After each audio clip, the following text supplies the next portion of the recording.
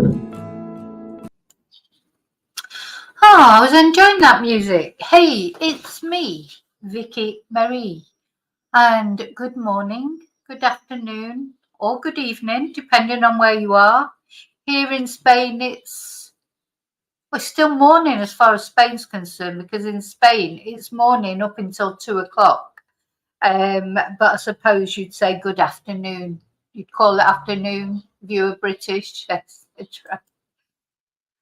Hi, Gillian. You're the first on today. Hi.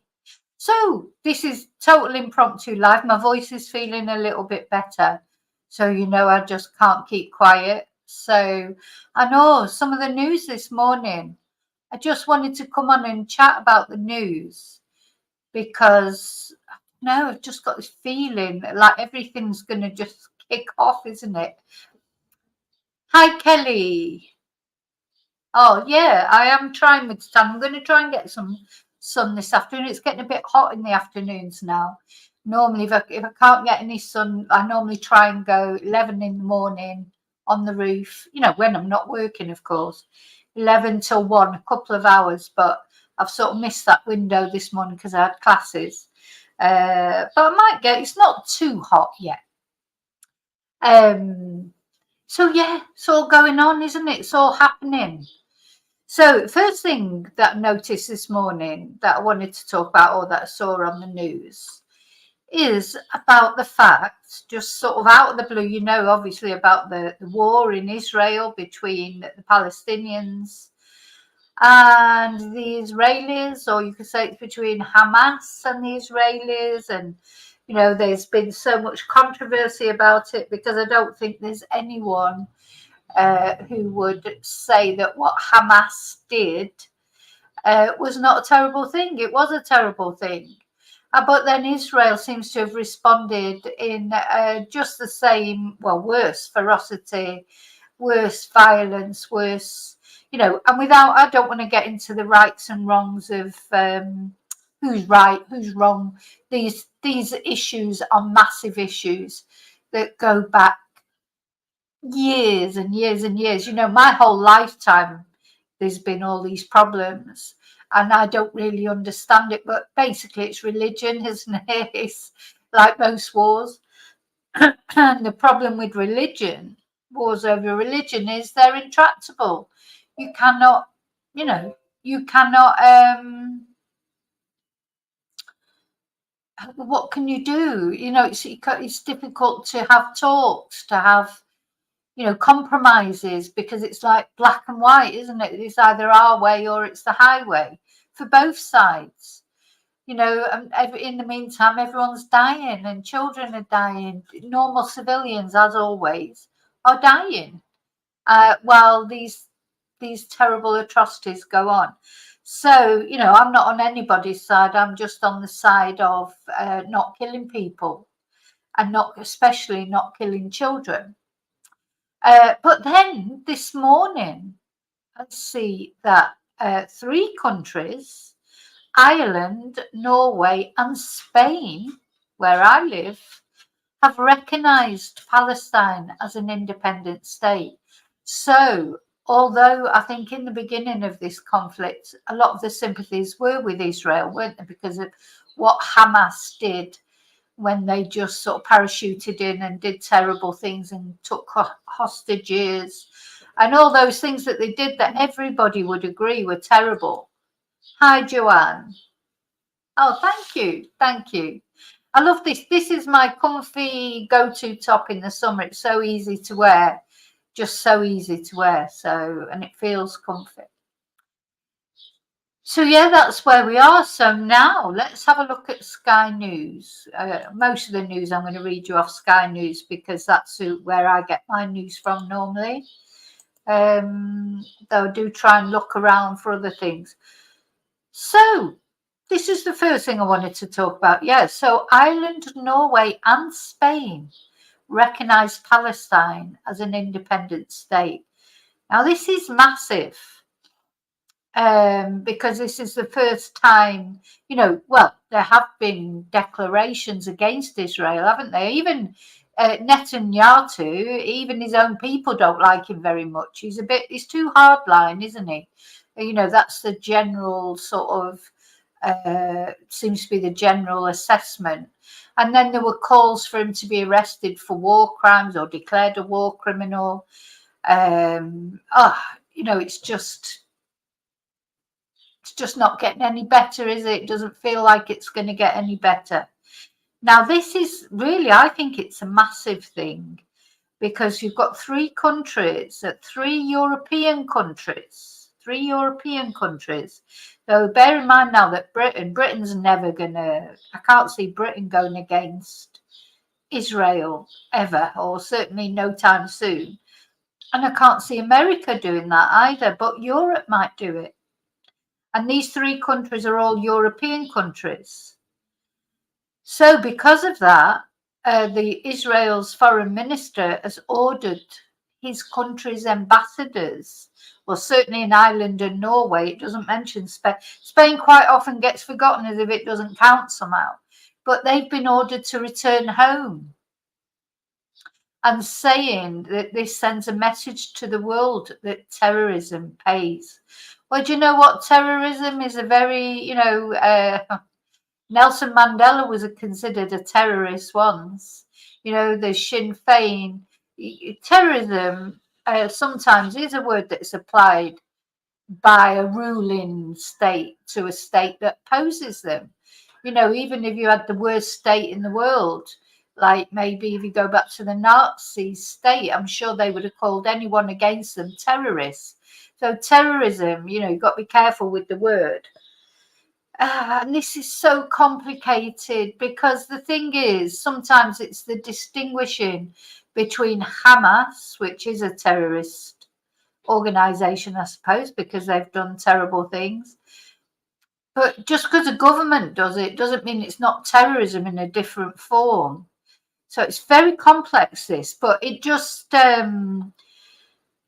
sort of intrigued me, and also sort of frightens me a little bit, because I feel like if other countries follow, there's going to be, this is not, I don't know if it's throwing flames on the fire. Will it make will tone Israel down? Will it make Israel more determined, because they're trying to wipe out, whatever they say it's not genocide, but it is genocide, because what they're trying to do is wipe out Palestine, really, or Hamas. And unfortunately, Hamas is so entrenched. It is a difficult situation, because Hamas do use civilians as cover, but it's not only Hamas that do that. Most armies and things do that, even though it's against international ethics, of course, to do that, but they do it. So yeah, this is because then alongside this, which I said, I don't know enough about the politics of war or whatever, but I've studied war and international ethics when I was at university many years ago, though. And there are international ethics that you're supposed to abide by when you conduct war, and this is one of the problems. A lot of people think that Israel are not abiding by these ethics, because they're just like, they're moving the people of Gaza. They told them to move to one place, now they're telling them to move somewhere else. These people are just completely displaced, and they just don't know where to turn or where to go. So it is awful. Hi, Chumba. So yeah, so that was the first sort of headline that I noticed, and obviously I noticed it because it was saying that Spain was declaring them an independent state. Now, a lot of people think that's the only way to end this war, is to do, this two-state solution that they've been talking about for ages. And it seems logical to me, but what do I know? Hi, Kelly. It's I don't know, but all I do know is that the people that conducting these wars, like Netanyahu, and he's not there, he's not suffering it, he's not These are civilians. These are the people that are just used as cannon fodder. It's just horrible. It's just horrible. I just sort of, it's a fear that I can imagine. Imagine just getting the door knock one day. Someone comes, knocks on your door. Right, you've got to go. You've got to evacuate because this area is going to be bombed.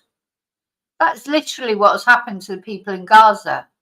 They literally had the door knock, and it's either go, go, get displaced, take your family, take your dog, take whatever you can and go, or stay here and you're going to get bombed. And they're not only bombing, they're obliterating, because they think Hamas are in tunnels underneath, civilians. They're obliterating everything. So imagine that. I mean, just there's not a morning I don't get up and thank God. My life's not perfect, but I get up, I make myself a coffee. I don't have to pack a suitcase and get my animals together and, start walking somewhere.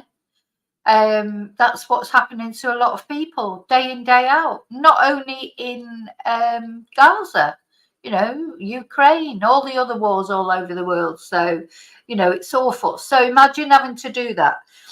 So the first thing then, so I noticed that this morning. Then I noticed that on Sky News now suddenly, so the British government suddenly now has started talking about a snap election. You may have an election. Although the PM is saying no, but everybody's speculating that there may be an early election. Because I think Rishi Sunak is just keeping everyone guessing. Because I suppose that takes people. I think we've all got to that point. I certainly have got to that point where I just think I can't even be bothered trolling them anymore. When I say trolling them, quite often I'd be one of those sort of angry people on Twitter, like when the Prime Minister makes a statement or whatever, and I'll make a sarcastic retort or whatever. I can't even be bothered now. I just want it all to be over with. It's like a nightmare. You just want to wake up. It's come so far. It's just call the election. Let's talk about the election. Just say when it is. And he's hanging on and hanging on. The man, he's never won an election. He didn't even win. Well, he won his election to be an MP. He was put in a safe seat, and he won that election. He became an MP. But he didn't win the election to be leader of the Conservative Party. He didn't win that election. He's got no blessing from the electorate. So come on then, Rishi, you think you're doing so well. Put it to the test. Let's have an election. He's completely tone deaf to all the results in the local elections. He doesn't seem to realise, in his little bubble. Hi, Rio. He doesn't realise in his little bubble just what he thinks people are okay. The cost of living crisis is over apparently now, according to the Conservatives. Did you know that? There's no cost of living crisis anymore. It's gone, finished, poof, like it was never there. It's all gone. We're all okay now. You can't go and swim in the sea because of the mierda that they're pouring into your rivers and seas. In Britain, drinking water not safe to drink in Britain. Oh my God. When I left Britain 20 odd years ago to come and live in Spain, that is one thing that I missed so much, because the water was so good, wasn't it? Straight out the tap, and it's so cold, in the winter, the water, you don't have to put it in the fridge or anything. It's hard to get cold water out of your tap in Spain, because it's never freezing cold like you get it out of the British tap. And when I first came here, the water was rubbish. Do you remember that? All the jokes about don't drink the water, in foreign countries and things like that. Now it's Britain. If Spain are joking about Britain now, don't drink the water when you go to Britain. Make sure you get bottled water. That's because of privatisation. Sometimes people can't see what's right in front of their eyes. When you privatise an essential resource like the water, and it becomes a thing about profit rather than about benefit, to people, it's going to go wrong. It's gone wrong. I don't know.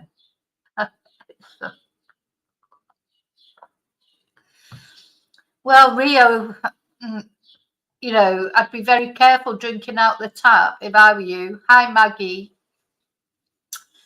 Yeah, I do think some politicians have got, there are conviction politicians. I personally don't think they're all the same. I don't think they're all the same. I think at this day in the Conservative Party at the moment, they are all the same. Because they're not conviction politicians. They're not even experienced politicians. They're career politicians. They're the dregs because they got rid of all the good ones. There were good politicians in the Conservative Party. They got rid of all of them over Brexit. Anyone who didn't agree with Brexit was out, and so they're left with the dregs. That's what I think. Anyway, so yes, Rio, if I were you, I would not drink water out of the tap. I mean, I don't know about your area because, of course, it's different areas are worse than others. But I would try and find out if I were you. I would not be drinking water out the tap in Britain now. I wouldn't even be brushing my teeth. This is what I'm saying about how it reminds me of when I first came to Spain, where I used to live. The water was awful. When I say awful, I mean it was awful. And you couldn't even brush your teeth in it. You couldn't even boil your potatoes in it. That's how bad it was. You had to get bottled waters for everything. So just remember bringing them great big bottles of water home, lugging them around. You'd use it for everything. Now, where I live now, they've sorted out the water, and it's great. I would drink the water out. The only reason I don't drink the water out the tap very often is because it's not cold. You can run the tap and run it, and it won't be cold. So, I tend to have bottles and put them in the fridge. But a lot of people get filters and, fill up a big bottle of water and then keep it in the fridge. That's something that people do. But the point I'm trying to make is I can't believe how it's changed full circle from, from before I came to live in Spain. Now, in Britain, the water was known to be pristine and nice. And I could notice the difference. First cup of tea someone made me in Spain. Oh my God, I had to pour it in a plant pot because it's a bit of a long story, but where I was staying with my friend, the water had been cut off. It was her family's villa, and the water had been cut off, and we'd come over and we were going to sort the water out, and the electricity was off. And so when we went round to talk to someone who was going to sort of help us with this, they offered us a cup of tea. Well, we haven't been able to have a cup of tea that morning because of not having any water or electricity. And I was like gagging for a cup of tea, like, oh God, yeah, that's brilliant. Thank you. Do you want a cup of tea? Yes, please. And they brought this cup of tea out. Oh my God, I took one sip of it. You just couldn't drink it. So I didn't want to be impolite, so I waited till they weren't looking and poured it in a plant pot. Oh dear, I hope the plant survived. But that's how bad it was. And now it's the other way around. So we're 20 odd years on now. The water, certainly in where I am now, I'm sure maybe there's dodgy water out in the sticks somewhere or whatever. But I think, most people say the water is fine now. Good. It's even good. Certainly better than the UK. So that's interesting. Gillian, what you're saying about Scottish water being fine to drink. English water has so much fluoride. That's interesting. Of course, they say that there is something in the water, there's a lot of estrogen in the water as well, isn't there? You know, that's another thing. That's another thing. Hi, Charlie. Oh, have you got a drought there? Oh, we've had a little bit of rain here.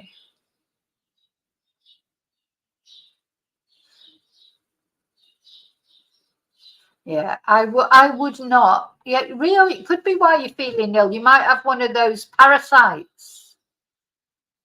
So there's all these parasites in water. Anyway, so that's a whole, you know, so literally, you know, people say Britain is going to SHIT. It literally is. Oh God, when I see the things that are being pumped into the water and that, it's just revolting, isn't it? It just makes me feel sick. And you know, Britain is a beautiful country, or it was a beautiful country, but anyway.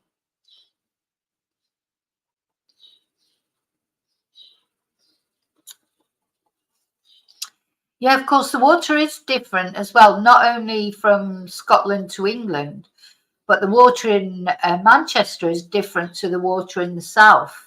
Because what I noticed when I went down south to live to Reading, you don't get any lather. You know, when you shampoo in your hair, it doesn't. You get no lather. It's like. Whereas then when I go, when I'm in Manchester, it like you put a little bit of shampoo on, it's like, oh, you know, there's loads of it, loads of lather. So yeah, it's interesting, isn't it? All those. So you know, need to do a bit of a survey to see where the best water is. But to be honest, I wouldn't drink any of it out of the tap, any of it. Boil it maybe for a tea, but I don't know if I'd even do that now.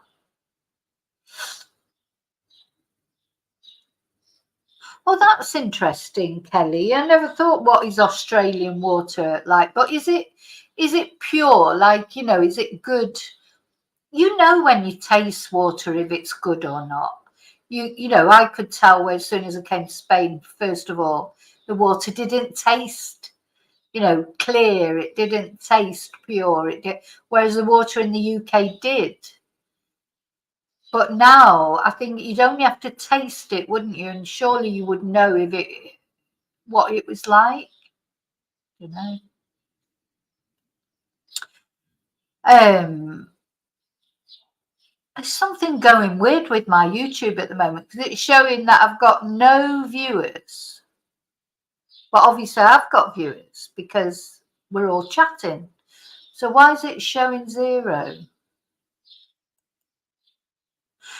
You know, there's some weird things go. Another thing that's happened, sometimes people can't get on the chat. Hi, BF. Sometimes people seems like they can't get on the chat, but anyway, you're all managing to get on the chat, so don't know what's going on with YouTube. There's doing some funny things. Maybe it doesn't like me, I don't know. What, a comment on one of my videos, Kelly? You made a comment on one of my videos because that I think what I definitely haven't removed any of your. I don't remove comments. I literally very rarely remove comments unless somebody's like just blatantly horrible. Yeah, it might be Nightbot. Ever since it's never been the same since I tried that Nightbot that time. I think that because sometimes the other thing it does is if people go out to like and try and come back into the chat, then it goes to normal messages, if you like, on the video rather than actually in the chat. Oh, Kelly, I don't know. How strange, blank faces. How strange. Yeah, there's something. I mean, YouTube does have issues sometimes. There's all this control going on, isn't there? So, I don't know. I just don't know what the hell's going on. Let's just have a look, see what I'm just going to have a look at it on my dashboard. See, so it's showing as right, showing that I'm live. Let me see. It's showing it's public. It must be public because Got some members on here, but some of you that are on here aren't members. And it's got likes, so yeah, it must be showing okay for people. But when I'm on my thing, it's saying I've got no viewers. So anyway, never mind, doesn't matter. As long as you can all hear me and you can all have a chat and everything. Yeah, it's saying only one watching. How weird. On mine, it's saying 0. Yeah, one love is watching. One love is watching. Anyway, so there was that. So there's the. Are we going to war? If just I think God is going to be a world war. What's going to happen if all these different countries declare Palestine as a state, but other countries don't? Is it going to be a world war then? And how will that work? Where we're all just going to nuke each other? And then on Sky News as well, then now the government is telling people to stock up for at least 3 days. Look at this. Britain should have 3 days worth of tinned food and water, the government says. A new website advising on what to do in an emergency is being launched as part of the government's push to ensure the UK is more resilient to threats. Do you know what? I think they're thinking something's going to happen. I don't know. But how would you prepare for an emergency, it says? How would you prepare? This is the website. Oh, so let's see if I can find the website then. Where is it? So wind up torches, tinned meats, bottles of water. So it's this prepping, because we were all doing a bit of that, I think, during COVID, weren't we? And now we've sort of relaxed a bit. Maybe, I don't do much of it now, but I'm going to start doing it again. So these are just some of the items the government are advising people to stock up on, as it urges the public to prepare for emergencies. So Deputy Prime Minister Oliver Dowden, well, he's terrifying.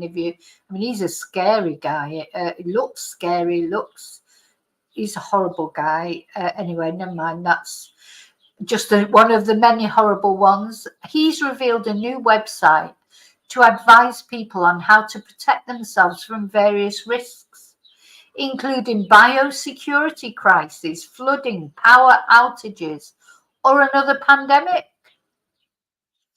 The Prepare website calls on households to stock up on bottled water. Now, this could be a ploy. To get people to go out, buy loads of stuff, improve the economy just before an election. We've got to bear in mind this could well be why they're doing it as well.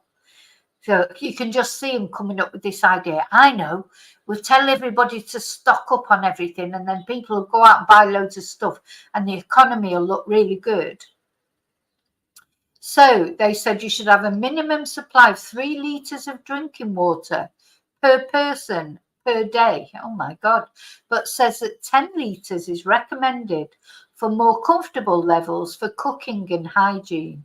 Well, I would recommend baby wipes, because where I used to live before here in Spain, once our water went off for nearly 3 weeks, right in the middle of summer. And the best thing, you can't, that's a lot of water you have to get in, like, for 3 weeks. But baby wipes were absolutely brilliant. Baby wipes work.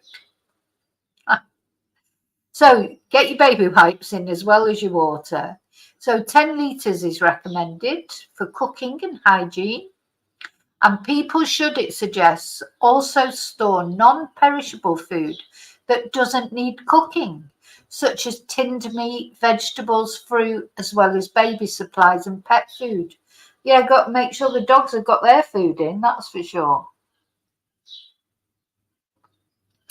And the website adds that a tin opener should be in the package. Batteries, wind-up torches, radios. God, it's like batten down the hatches, isn't it? Wet wipes, that's what I said. A first aid kit. So Mr. Dowden said the measures are about sensible safeguards, not stockpiling. Everyone will be out buying loo roll again. Be that loo roll disaster again. And the website is there to offer practical information for households to make those preparations for threats listed on the government's National Risk Register. So let's have a look at the website. We should be able to go on it. New website, let's see. Prepare. Government.uk. How would you prepare for an emergency? Emergencies such as flooding, fires and power cuts can affect us all. There are simple and effective steps you can take to be more prepared. So we were looking at this, but sometime last year, I think it was probably because of the Ukraine war that everyone was in a bit of a panic about. And we had a look at prepping. You know, there are things that are essential, aren't they? Like, I think, torches, candles. I've got loads of candles in at the moment. So I probably don't need any more candles. Like you were saying, dog food, cat food, if you've got animals, tinned food, UHT milk, tea bags, coffee, alcohol, if that's what floats your boat. I mean, if there's going to be emergency, I definitely want. I'm not drinking alcohol at the moment, but I think I should get some in just in case, you know, there's a 3-minute warning. I'd definitely be necking a bottle of whiskey or something in that case. Yeah, although I think I'm going to have to go back and do the list again, and we're going to have to. I'm definitely going to get things in. I mean, even things like, you know, your toothpaste and face cleansers and, I don't know, razors for men and of course, normal razors, because maybe you use an electric razor, but you won't be able to use that if there's no electric. So, and I do think this prepping, it is handy, because what I've found is if then, I don't know, if you buy a little bit extra every time you've got a little bit, you know, every time you do your shopping, you maybe buy a little bit extra, $5 extra or something, can come to a time when maybe, I don't know, you have a big expense like your boiler goes or your car breaks down, and you know, if you've got stuff in, you can use those reserves, can't you? So it's almost like saving up, but not money, you know, like saving up sort of, so you don't, or you might be ill and you can't get to the supermarket, or, you know, there might be lots of different reasons. So you should also get in, you know, your paracetamol or ibuprofen or aspirin or whatever you take, all your medications. You need to really make sure, if you are on any medications as well, that you've got a little bit extra in. So if an emergency did happen in your area, how would you manage? What about your relatives, friends, neighbours or colleagues? Do you know anyone who might need some extra help or support? So the information on this site is designed to help you prepare for emergencies, be more informed about hazards and get involved in activities. Taking action now will make it easier to manage if an emergency does happen.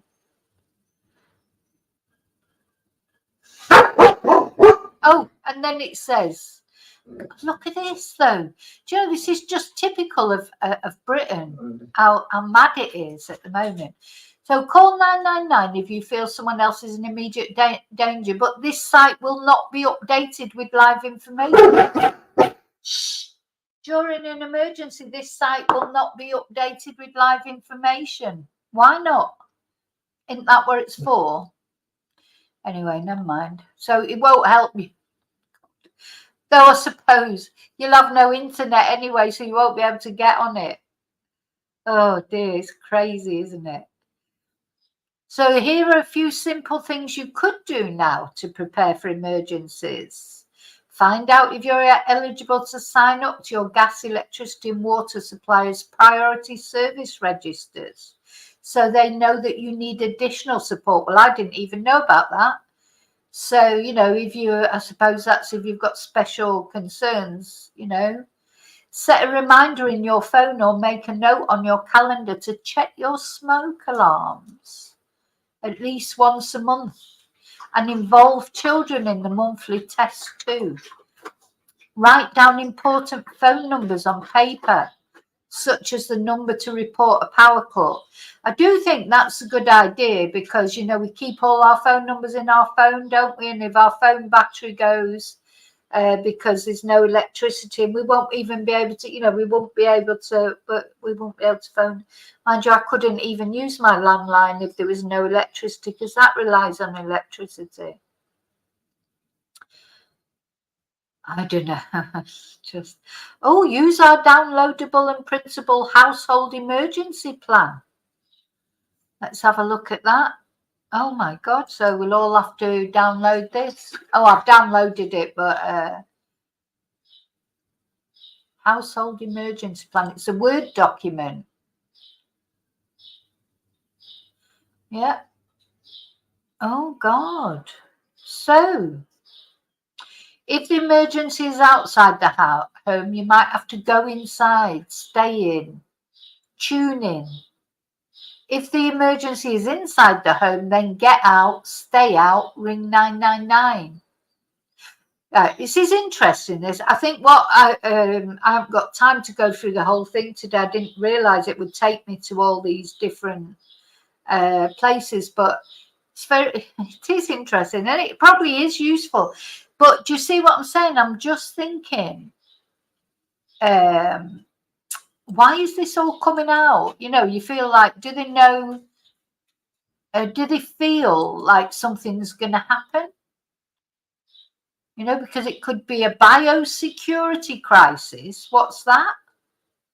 Biosecurity. What, we're going to get unleashed with biological weapons? What was the other thing? Biosecurity crisis, flooding, power outages, or another pandemic. So they're all the things that might happen.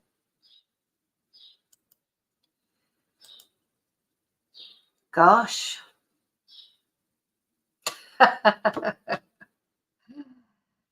Yeah, Maggie, dig an underground shelter. I've got a basement. But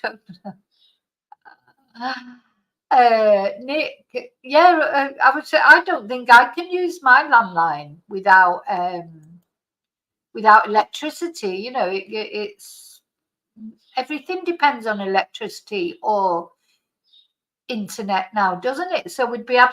Thing is, because that's why I won't go to Starlink, you know, for internet, because I just think that if Elon Musk wakes up one day in a bad mood, turns everybody's internet off, like he's perfectly capable of doing, because he's got that Starlink now in nearly every country in the world, and everybody's relying on his internet.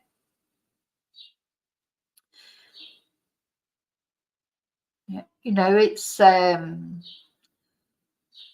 yeah, you get yourself a power bank, get a generator.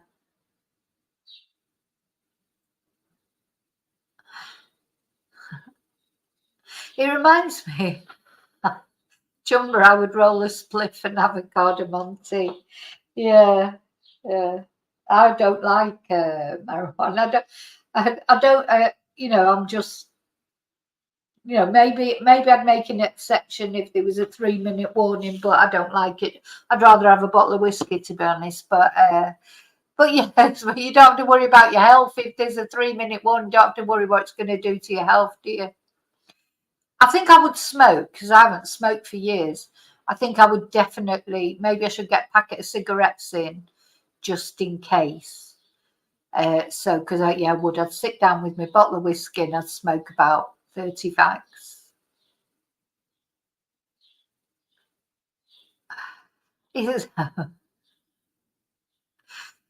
I think it is designed to scare us. I think they like scaring us, don't they? They like scaring us. No, I've got my reasons, Chumba, why I don't like marijuana, and I don't like it. But whatever floats people's boats. Some people don't like whiskey. I don't really like whiskey. It's just that whiskey does calm me down. It's not my favourite tipple, but normally, oh, and this is what I'm going to talk about as well. So normally when I go on a flight, I will have a little whiskey before I get on, because I do get I have actually got better. I have got better. There was a time I wouldn't have been able to get on a plane unless I'd had, quite a lot of whiskey. I don't feel like that now. In fact, quite often I've flown without having a drink over the recent years, which I couldn't have done once. I think now I just think now, well, when your time's up, your time's up. But blank faces, in 3 minutes isn't, you've got to keep some in reserve already. One great big spliff with in reserve, or not touch it, so that it's ready made. It's ready made. Yeah, or bake some cakes. Put them in the freezer so that you've got them ready. Hi, Julie. Thank you. So, because this brings me to the next story that I just wanted to talk about, which, of course, is this bloody flight where some poor guy died because he had a heart attack because of turbulence. So, let's have a look at that. Now, I used to be terrified of flying. I mean, literally terrified. I would do it because, if I had to, but I hated. I've even, come to Spain on the coach. I've driven to Spain a couple of times just because I couldn't bear getting on a plane. But I don't now. I would get on a plane. I would get on a plane to go anywhere, even a long haul or whatever. I just block it out my mind now. But for a long time, I would the panic attacks I would have, and just awful. And probably these panic attacks were started by an experience that I had many years ago. I was only about 19. Let's have a look at it, see if I can find that. Yeah, because there's been this incident on a Singapore Airlines plane. Now, it says because of turbulence. It must have been bloody bad turbulence to cause what this has caused. And one man, a British man, actually died, but I think he died of a heart attack. But quite a few people were injured. And apparently it was all so sudden that the cabin crew didn't have time to sit down. So passengers and officials have described scenes of chaos inside the Singapore Airlines flight struck by severe turbulence before an emergency landing in Thailand. One told Sky News it was all so sudden that the cabin crew didn't have time to sit down. So let's have a look at the video. So this is the aftermath. Bloody hell.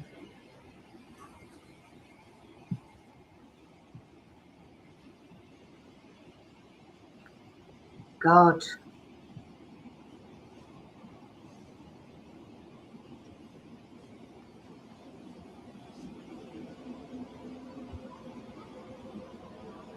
It's rare for turbulence to just happen just like that, but then some clever sod that'll just end up frat has come out and said, oh, that's going to happen more often now because of climate change.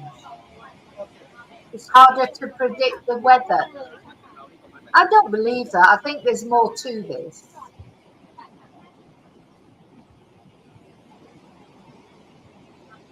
Normally know what weather you're flying into, don't they? They know anyway. I don't know. So what it reminded me of, so as I say, about when I was 19, I went to Malta with a friend and her family. And as we were on our way to Malta, this is probably what started my fear of flying, we got struck by lightning. And the plane literally dropped out of the sky. I swear, just honestly, only for a couple of minutes, well, not even minutes, seconds, really. It just dropped and everyone screamed, everyone was screaming. But and then all of a sudden it just came back up again. And then you get the pilot came on. You know, the pilots are also calm, aren't they? Whether they're feeling calm or not, they, oh, sorry about that, ladies and gentlemen. A little bit of an issue with the bolt of lightning, because they were on the autopilot. Because of course, once they get up to a steady sort of height, and if they put it on autopilot, don't they? He's probably sat there with his feet up having a fag or whatever, because this was years ago when people did smoke on planes. He probably sat there having a spliff, probably, and a glass of whiskey, or sniffing a bit of devil's dandruff. Who knows what he was doing? But it was on autopilot. And then the plane got struck by lightning, knocked off, this is what he said anyway, knocked off the autopilot, and the plane just dropped out of the sky. It was like being on, a ride at the fairground. It was just straight down. It was really, really terrifying, and everybody was screaming. Just as I say, for probably wasn't even a minute. It felt like a long time, but it probably wasn't even 60 seconds. They said, oh, it's all okay now. You know, we've regained the controls and no problem. There's nothing to worry about. Enjoy the rest of your flight. Blah, de, blah, de, blah, de, blah. Well, you can imagine, ever since then, I was just terrified of flying. And, you know, so also what I would do is, but since then, what I will and what I've always done, even though I'm better now and I'm not so nervous about flying, I never take my seatbelt off, except to go to the loo, obviously. But I try and avoid going to the loo as much as possible. You know, if I can manage to not go to the loo, I don't go to the loo. I hate going to the loo, because you're vulnerable then, aren't you? You know, if it just suddenly dropped down, or, you know, something like that happened. But, you know, comes to a time when you've got to go, especially if I've had a few drinks of whiskey. So I try not to have a drink now, so that I don't want to go to the loo. And while I'm in my seat, I've always got my seatbelt on. And, you know, they give this advice for a reason. You know, people just drive me mad. You know, when you touch down, you've literally just touched down. Everyone gets up and starts getting the suitcases and stuff, even though they've said to them, don't leave your seat, don't take your seatbelts off until the seatbelt light goes out. Nobody listens to what people say, you know, and you just think, those rules, they are there for a reason. They're there for a reason. So anyway, whenever I'm sat on a plane, I have my seatbelt on, always. So this was the problem. It was people who didn't have their seatbelts on. Because you know, at the end of the day, you're in a great big iron thing, miles up in the sky. It's not a natural experience. Don't care what anyone says. So, you know, there's always a chance that something might happen. So if you haven't got your seatbelt on, and there's a lot of turbulence, or like whatever happened in this instance, you know, which seems like something so sudden that people couldn't even get their seatbelts on, or the staff, the cabin crew couldn't even sit down and put, you know, it was so instant. Well, really, then you should keep your seatbelt on, shouldn't you? You know, so that's what I think. Rio, you're an action woman. You like sailing. You like flying. You like helicopter. You won't get me in a helicopter ever. Look at the Iranian president's just died in a helicopter crash. There's helicopter crashes every 30 seconds. I wouldn't get in a helicopter unless you know, I absolutely had to. I don't think helicopters are safe.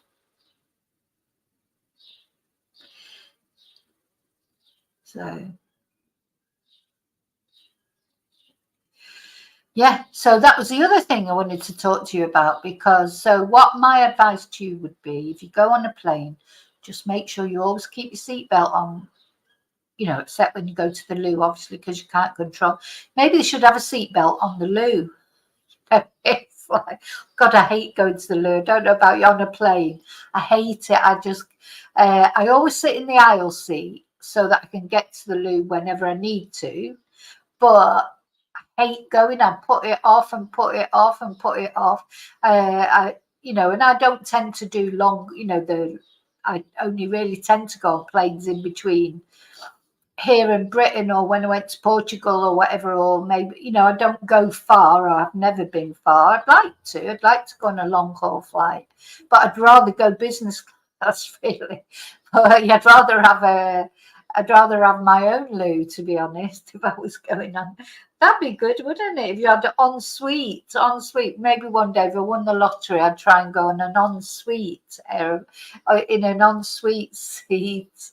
But, oh gosh, yeah. So just try not to drink too much before you get on a plane, so you don't have to go to the loo.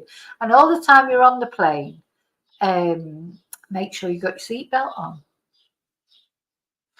You know, it's terrifying, isn't it? I bet everyone was terrified. That's how everyone was on that plane when we got struck by lightning. It's you know, it just plummets. So when you think about whatever's keeping it up in the air, you know, it can just plummet like that. So anyway, that's my advice. So what else? Was that everything I wanted to talk to you about today? So yeah, so we're prepping again. So my advice is prepping. Get a little bit, go back to getting a little bit of extra, you know, when you can. You know, if every time you've got a couple of quid spare or a couple of euros, you can get some water or something perishable or non-perishable. Get your candles in, get your torches sorted. Get just in case, because when the government starts telling you these things, you wonder if they think something's coming. You know, that it just makes you wonder about it. Yes, spam. Get your spam in. Get your spam in. Get your. Yeah, we'll do a prepping video, definitely. At the weekend, I think I'll do a prepping video. Shall we? We'll talk about prepping. I always think, when I say prepping, I always think of, like, you know, chopping potatoes and prepping for your Sunday roast or whatever. But yeah, I need to go back. Yeah, and you've got to think about the weather. What will the weather be like? You know, because if it's cold, if you live in a cold country, you know, you've got to make sure you've got enough warm blankets and things like that, because you'll have no central heating maybe for a few days, or even longer. You don't know how long it's going to be.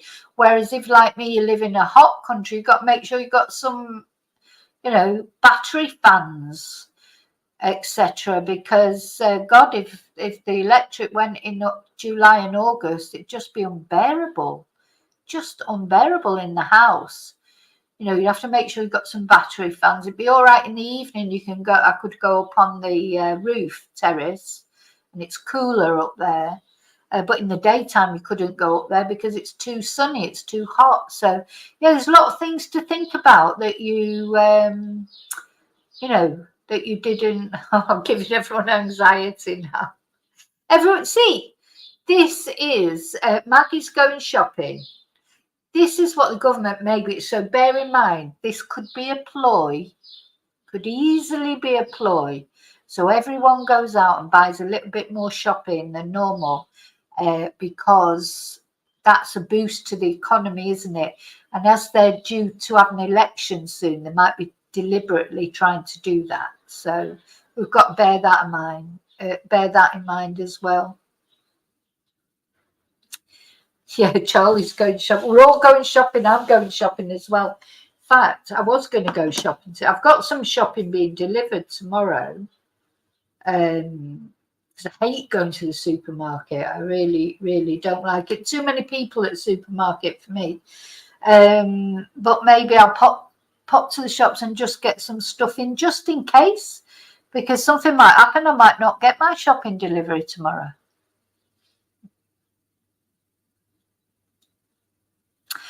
Yeah. Oh, I know, Maggie. What? Yeah. Do you think it's the internet that's? Well, I was thinking when I was young, and anybody else who's similar age to me might remember, we did used to get all this advice about what to do if there was a nuclear war, because it was in the Cold War, wasn't it? There was, there was always the threat that Russia was going to nuke us or we were going to nuke Russia. And there used to be quite a lot, even at school, I remember watching, they showed us like videos of what to do in the event of a nuclear war. They would have things like hide under the table, as if that would make any difference. But, I'm just looking over at Big Rocky, the German Shepherd. She's just lay literally on the sofa upside down, snoring. She doesn't give a shit. She doesn't care about prepping. She's like, oh, Gmar will make sure I've got food in. I don't have to worry about food. She's just lay there sort of on the back like this, having a little snore. So in the meantime, Gmail's going to be running around making sure everything's in just in case something happens and we can't get out to the shops for 3 days. And the dogs don't care.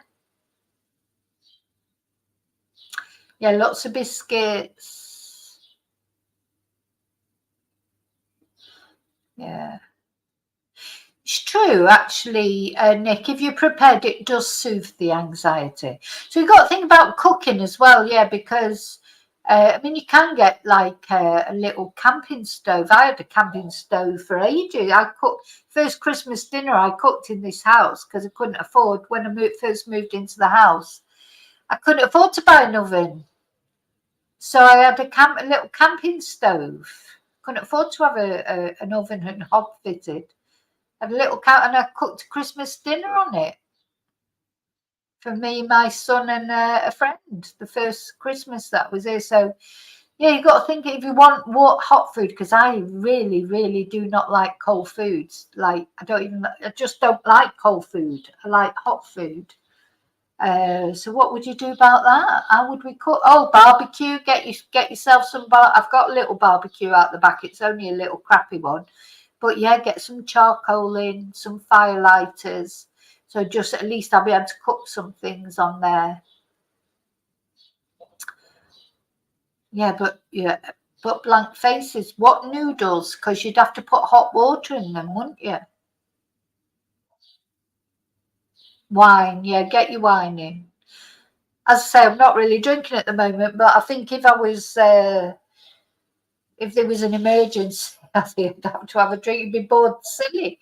You'd be bored silly because you won't be able to go on YouTube or do any of the things that you want to do. Yeah, how would you cook your noodles though, BF? Couldn't have a pot noodle, could you? Eat noodles uncooked? Ooh, oh no.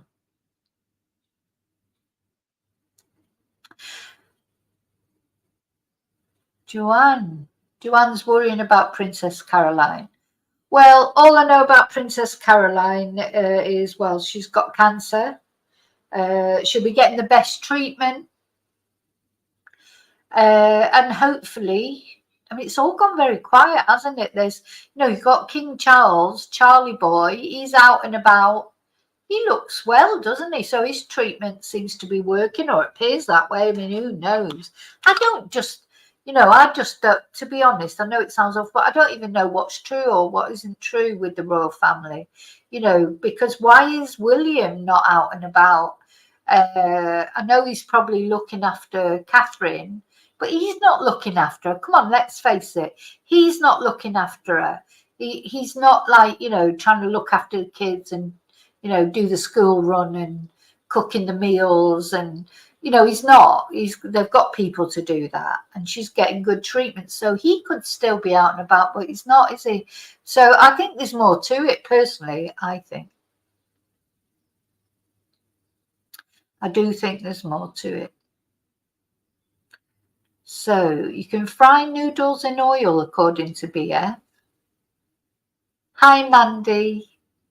Oh, Well, and talking of frying noodles, not that I'm going to have noodles. In fact, I might have spaghetti for lunch. So I've been trying to eat a bigger lunch when I can, and not eat after 6 o'clock in the evening, not have because I used to have a big meal in the evening, and in Spain you always end up eating late. By the time I've done a live or whatever, it's always so late eating. So what I've tried to do is when I can, like today, I've got a little gap now, I haven't got any classes, I'm going to try and get some sun, and then I'll be back for the live tonight. We're going to see why do you think Peter Folding hasn't said any more about the images? He's gone all quiet. Well, I'm going to tell you why I think it is.